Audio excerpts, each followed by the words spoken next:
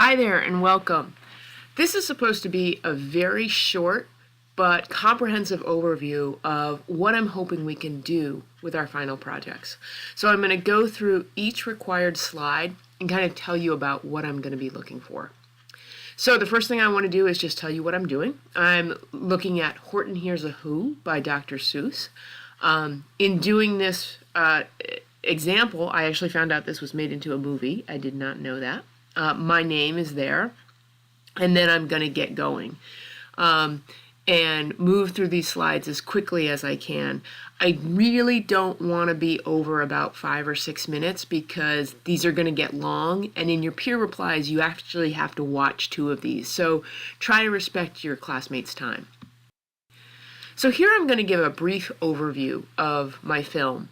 And in this film, we have an elephant passing through a field of clover who hears this call for help. And the call for help is coming from a little bud of clover, and it's actually a whole colony called Whoville, and Horton vows to protect it.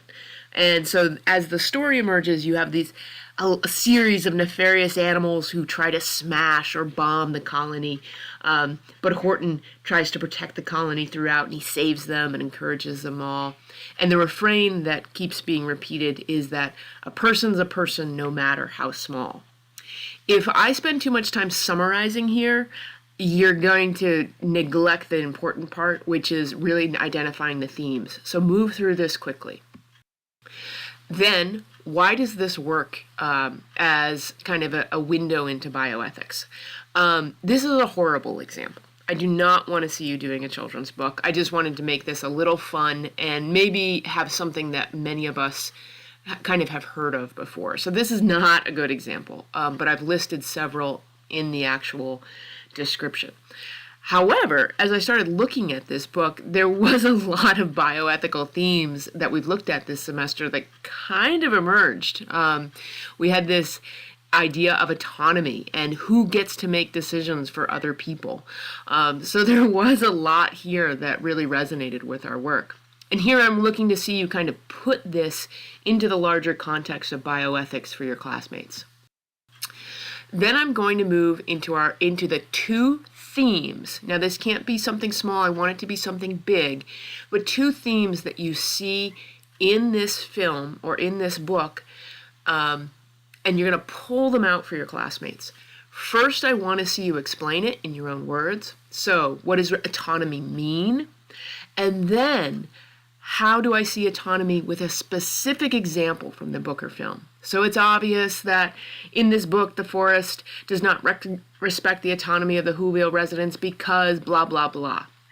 And it has to be nested in the film so that I can see you really pull that example out. Then I'll do something again, another theme. I would maybe pick non-malfeasance here.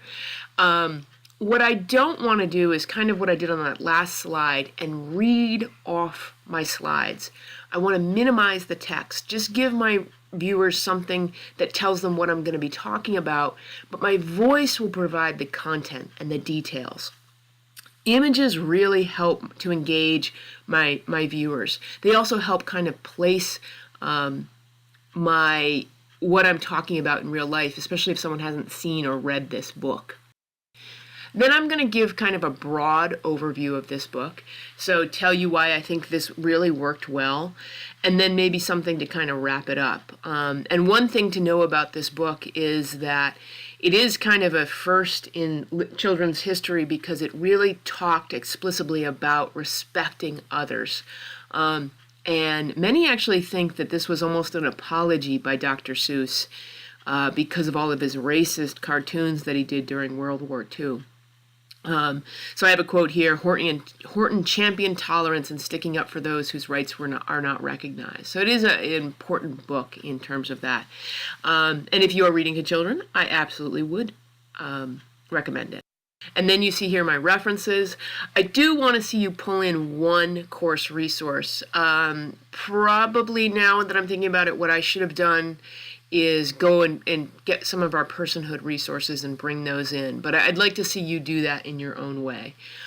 These have to be cited either according to MLA or APA. And that should be about it. And I'm hitting 5 minutes right now, and that would be a perfect kind of length.